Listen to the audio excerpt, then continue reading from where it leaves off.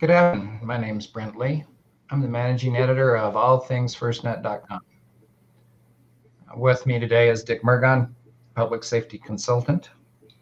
And this is another version of FirstNet in the News, being broadcast on our Facebook page for allthingsfirstnet.com. So Dick, what's on the agenda today? What should we discuss? So I think the first thing to discuss, and you know me, truth in advertising. So let's talk about Verizon. Obviously one of my favorite topics. So Verizon has now issued now I need to find it again. Verizon has now issued notice that they now have an app store. And they're calling it the Me Too generation. That now that FirstNet has had an app store up and running for a year or two, that they needed to have a public safety app store. However, as much as they may trying to be playing the Me Too part of trying to look like FirstNet, it is nowhere near what FirstNet does. In the article, I actually quote their 2 paragraphs out of their user agreement, which simply says, hey, if it goes wrong, don't blame us. You don't like what's happening, don't blame us. Anything bad happens, don't blame us. We're just putting this stuff out there. So once again, Verizon, Me Too, but accepting no responsibility. And part of what this really is about is they're just creating a list of apps and pointing you to things that, quote, public safety likes. Well, the problem with that is there's no assurance that these apps have been tested for things like security and battery. What a lot of people don't appreciate, all the testing that FirstNet does has to do with things like security, making sure that one app isn't spying on another app, or that it's not degrading the security of your NCIC apps. Another critical point is, and we've all seen it, you download an app on your phone, you get a whole day's usage on the phone, and all of a sudden you get, your battery life's down to 4 hours. Well, that's because you got an app that's just sucking up all the battery life. Well, FirstNet tests for that. They make sure there's no unwarranted drains on your battery. Verizon is not doing that. Verizon is literally putting first responders in jeopardy by how they've created this app store. And so first responders just need to be aware. If you decide that you want to go to Verizon and you like them for whatever reason, coverage, price, but if you're going to use our app store, you're on your own. You're kind of like the wild, wild west out in the middle of nowhere, like I said, on your own. So Right. And that brings up another point is, first of all, it talks to FirstNet, voice, text, and some data, but it's not going to be the same app that's on FirstNet. It's not going to help improve things if your agency is on one network and the ones around you are on a different one. It doesn't help do much more than what it does now. You can talk from any smart device to any smart device, via text or sending something. But then again, if the network's not working or not accepting it, then really what good is it? Yeah. And that reminds me, we were talking a little while ago about T-Mobile and what they're offering. And you remember they offered this free plan. Oh, yeah, free work with exactly that, limited. They're calling it Connecting Heroes. So I was looking at their site, and there's some questions on here about who, what, when, where, why, and how. And first of all, you need to know that you got to sign. Your agency has to sign up first, has to buy into their program. Then you go down here, and this kind of hit me from our days in the comm center and in law enforcement. It says, does the plan provide, this is a question from a user, does the plan provide voice priority access to the network? Well, remember what we used to have to do, Dick, when cell service first came out and we had to apply to the federal program called WPS, right? Wireless Priority Service. Yep, exactly. Basically what that does is gives your agency priority in a time of a major disaster. But here's the point. If that disaster, and I'll give an example, when the P-51 crashed at the Reno Air Races, another provider had cell sites out there. And I think they had access to something like 25,000 lines available at the time. But it took down both the towers out there. There was no access whatsoever. So now under WPS, even though you have priority, you got to wait till it clears up. So there was roughly 50,000 people out there when that happened, every single one of them trying to get on a cell phone and provide cell service. So WPS doesn't provide anything other than the fact to make your phone work, and that's lucky enough if you get into it. Well, it provides the completion of the call, but you got to get access to the network first. And right. That's what people are missing. That if you got 25,000 people in the area, trying to go, why am I in a traffic jam? And gee, Mom, did you just see what happened on the news? And everybody texting and phone calling and driving video. You can't get on the network to get to WPS. Right. It's the difference with FirstNet. It gets you on the network first and will literally move people off if need be to get you access to that network. So, I guess you can at least say that T-Mobile is being honest about it, but the fact is, it's not FirstNet. It's not giving you any priority and preemption. It's just giving you service. And for those of us who've been in disasters, the floods we had, and New Year's Eve is the most common thing in Nevada. Most people don't realize, you put 50,000 people in a one block area on 3 or 4 cell sites, you've got nothing, because they're all streaming and texting. And now with FirstNet that you do, with T-Mobile, Verizon, the rest, you got nothing. You're getting nothing additional. Oh yeah, T-Mobile says you get additional service for $15 a month, so I guess it's really not free. Yeah, you get additional data, which I don't quite understand. If it's free service, why do you need to pay $15? Anyway, another part of the Me Too movement, Yeah, as we've talked about in the past, all of them had the opportunity to bid, and they didn't. And now it's, an attack on, not an attack, that's a bad word, but they're trying to do whatever they can to keep a customer base from public safety. And I guess they'll keep doing that forever. We'll just have to keep making people aware. But in my mind, it is an attack on FirstNet. They are literally trying to pull customers away so that the network is not financially sustainable anymore. And these folks, they know exactly what they're doing. We created FirstNet because carriers wouldn't give us the priority and preemption and security and everything we needed. And today, they still aren't. Verizon, T-Mobile are no different than they were pre-FirstNet. They are just using different words, putting different taglines on it, like the Heroes tagline and we got priority because we, WPS. It means nothing. It's nothing different than pre-FirstNet. True. That's probably enough of my rant on other carriers. Oh, imagine that.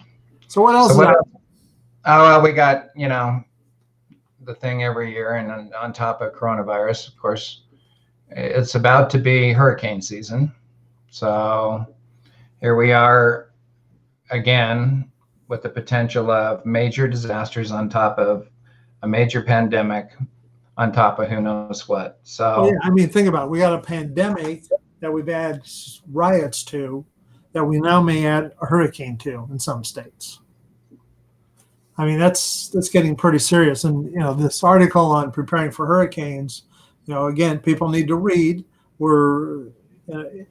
you're a FirstNet subscriber, you get deployables at no cost if you're responding to a hurricane. And last season, they were in Florida, they were along the eastern seaboard and the Carolinas. They were everywhere. And you need to be a FirstNet subscriber to get those services. If you're not, you're on your own.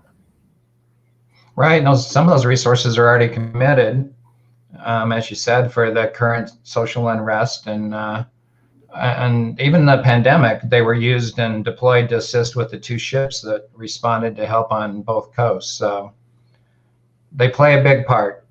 If you want to keep your connectivity, FirstNet's the way to go. At least in my opinion, but then again, I am biased.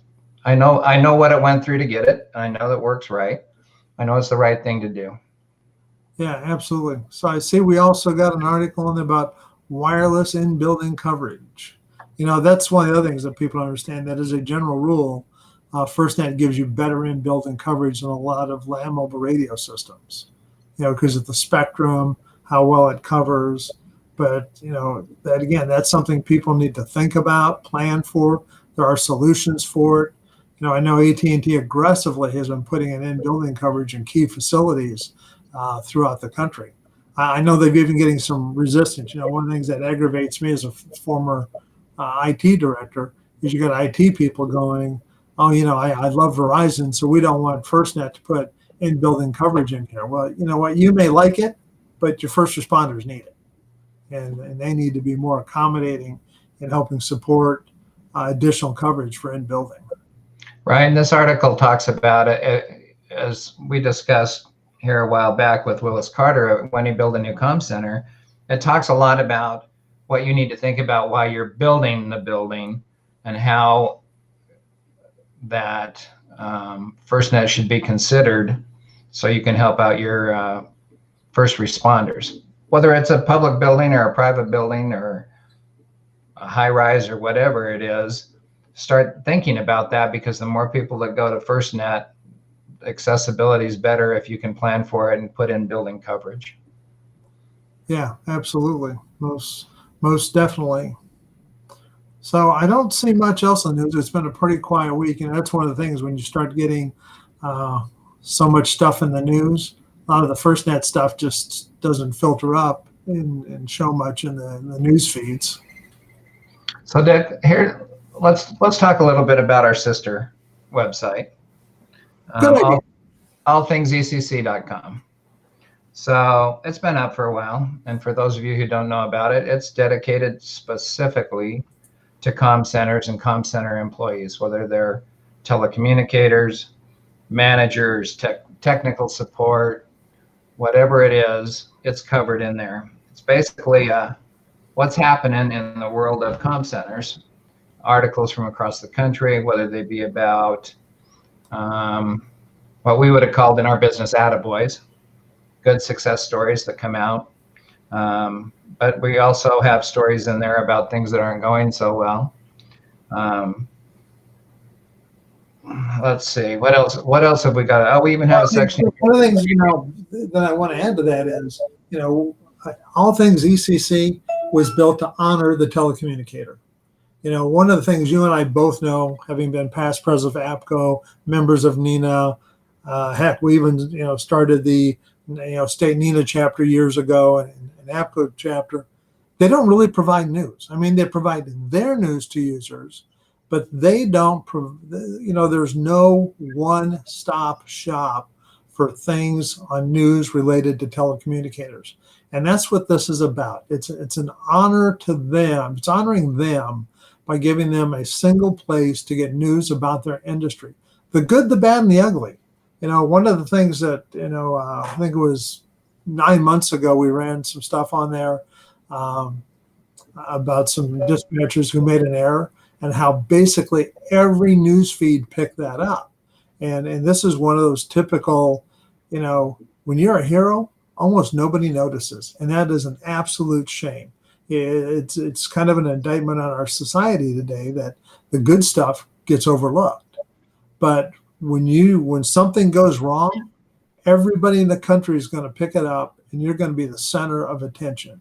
So really, the message to telecommunicators are, sometimes you need to think before you do some of these silly things that go through your mind. Now, as a rookie cop many, many years ago, and you were a rookie cop, we all know the silly things that can go through your mind, and you either thought about doing things that you luckily didn't, or maybe sometimes you did that nobody noticed. But it's a different world out there. Everybody's paying attention to public safety, especially the bad and the ugly. So anyway, the site is there to help educate telecommunicators and to let them see how the world's reacting. But part of it's to honor them. And I know you've been working on this area called Your Stories. Why don't you talk about that for a minute? We have that available. It's a where you can, if you're on the site, you can actually just click on it and tell your story.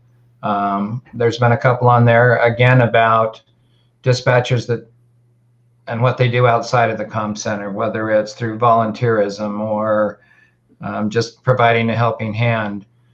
It's a place where you can tell what you've done that makes you feel good, or that you've been involved in at work that helps bring attention to telecommunicators and the value they are to first responders. And let's admit it, they truly are the first responder. Absolutely. I mean, again, as a former cop moving into, manage a comm center, the respect I developed for them and having such a better understanding of what they go through. The fact that, every bad thing that happens on an agency for a shift may impact one fire company, one police car, 2 or 3 people, but everyone goes through that comm center and they experience every one of them. And that is clearly a hero's work. And to be able to have the diversity of being able to deal with 2 or 3 fire departments in their jurisdiction, 1 or 2 law enforcement agencies, EMD, 911, figuring out location accuracy. I mean, the multitude of things they do is phenomenal. That, you and I both seen cops go into dispatch centers going, oh, I can do this, and they can't. The average cop or firefighter or medic cannot do what they do. It is a unique skill set. And they, as you said, they're some of America's biggest heroes and the true first responders. Well, other than that, you have anything else you want to add? Nope, I think that wraps up for the week. We'll see what happens the next week, and we can bring back some new headlines and new news in a week, 10 days, whenever we get enough to talk about. Sounds good to me. Okay. Thanks, everybody. Appreciate it. And we'll be seeing you in the future.